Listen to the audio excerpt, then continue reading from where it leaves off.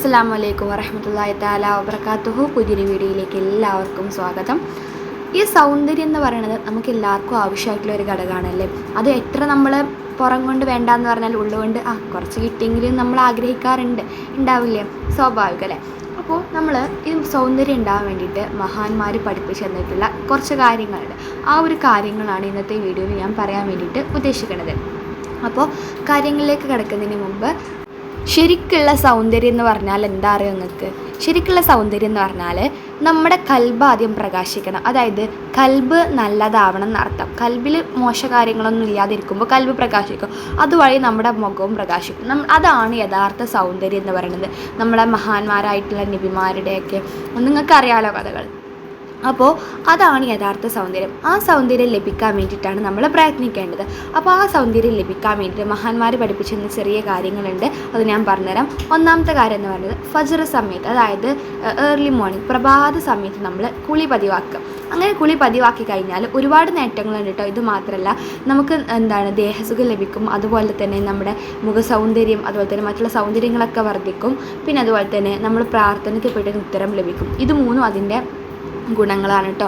പിന്നെ അടുത്ത കാര്യം എന്ന് പറയുന്നത് ഞാൻ പറഞ്ഞു നേരത്തെ, മനസ്സിൽ അല്ലെങ്കിൽ കൽബ് ഈമാനികമായിട്ടുള്ള പ്രകാശം ഉണ്ടായിക്കഴിഞ്ഞാൽ മുഖസൗന്ദര്യം വർദ്ധിക്കും എന്നുള്ളത്. അപ്പോൾ മുഖസൗന്ദര്യം മാത്രമല്ല, നമ്മുടെ ശരീര സൗന്ദര്യം തന്നെ വർദ്ധിക്കും കേട്ടോ.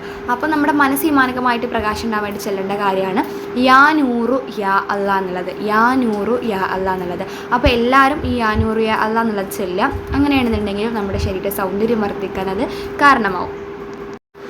അടുത്ത ഒരു കാര്യം എന്ന് പറയുന്നത് ഇമാം ഗസാലി തങ്ങൾ അദ്ദേഹത്തിൻ്റെ ഒരു കിതാബിൽ പറയുന്നുണ്ട് മുഖലാവണ്യം, അതായത് മുഖസൗന്ദര്യം കൂടുതലായ ഒരു പെണ്ണിനെ കുറിച്ചാണ് പറയുന്നത്. അവർ രാത്രി എഴുന്നേറ്റിട്ട് എന്നും തഹജ്ജുദ് നിസ്കരിക്കാറുണ്ടായിരുന്നു. അതുവഴി അവരുടെ മനസ്സ് കൽബ് പ്രകാശിക്കുകയും ആ പ്രകാശം അവരുടെ മുഖത്ത് പ്രതിഫലിക്കുകയാണ് ചെയ്തത്. അപ്പോൾ എല്ലാവരും തഹജ്ജുദ് നിസ്കരിക്കുക, അത് വലിയൊരു ടിപ്പാണ്. അടുത്ത ടിപ്പ് എന്ന് പറയുന്നത്, ഒരിക്കലും ലുക്മാർ റളിയല്ലാഹു അൻഹു അദ്ദേഹത്തിൻ്റെ മകനോട് പറഞ്ഞു, ഒരിക്കലും കളവ് പറയരുത്, കളവ് പറഞ്ഞു കഴിഞ്ഞാൽ അവരുടെ മുഖത്തിൻ്റെ ശോഭ കിട്ടുപോകും എന്നുള്ളത്. അതുകൊണ്ട് പ്രിയപ്പെട്ടവരെ, കളവ് എന്ന് പറയുന്നത് മുഖത്തിൻ്റെ ഭംഗി കെടുത്തുന്ന ഒരു കാര്യമാണ്. അതുകൊണ്ട് നമ്മളെല്ലാവരും എന്ത് ചെയ്യണം? സത്യം മാത്രം പറയണം. അങ്ങനെ സത്യം മാത്രം പറഞ്ഞു കഴിഞ്ഞാൽ അതും നമ്മുടെ മുഖം പ്രകാശിക്കാനുള്ളൊരു കാരണമാണ്. അപ്പോൾ കളവ് പറയാതിരിക്കുക. കളവ് പറഞ്ഞു കഴിഞ്ഞാൽ മുഖത്തിൻ്റെ ശോഭ കെടും ഇൻഷാ അല്ലാഹ്. അപ്പോൾ എന്തായാലും ഇത്രയേ ഉള്ളൂ ഇന്നത്തെ വീഡിയോ. എല്ലാവർക്കും ഇഷ്ടപ്പെട്ടെന്ന് വിചാരിക്കുന്നു. ഇഷ്ടപ്പെട്ട് കഴിഞ്ഞാൽ ഞാൻ എപ്പോഴും പറയുന്ന പോലെ തന്നെ ചാനൽ സബ്സ്ക്രൈബ് ചെയ്ത് സപ്പോർട്ട് ചെയ്യുക. പിന്നെ അതുപോലെ തന്നെ നിങ്ങളുടെ കുടുംബക്കാർക്കും മറ്റൊക്കെ വീഡിയോ ഷെയർ ചെയ്യുക, അവർക്കൊക്കെ യൂസ്ഫുൾ ആയിക്കോട്ടെ. പിന്നെ ലൈക്ക് ചെയ്ത് കാണാൻ വേണ്ടിയിട്ട് ശ്രദ്ധിക്കുക. ലൈക്ക് ചെയ്ത് കണ്ടു കഴിഞ്ഞാൽ ഒരുപാട് പേരുടെ മുമ്പിലേക്ക് നമ്മുടെ വീഡിയോ ഒക്കെ എത്തുള്ളൂ, ഒരുപാട് പേർക്ക് അറിവുകൾ കിട്ടുള്ളൂ. അപ്പോൾ ഇൻഷാ അല്ലാഹ് ഇത്രയേ ഉള്ളൂ ഇന്നത്തെ വീഡിയോ. നല്ലൊരു വീഡിയോ ആയിട്ട് അടുത്ത ദിവസം കാണാതെ എല്ലാവർക്കും അസ്സലാമു അലൈക്കും വറഹ്മത്തുള്ളാഹി വബറകാതുഹു.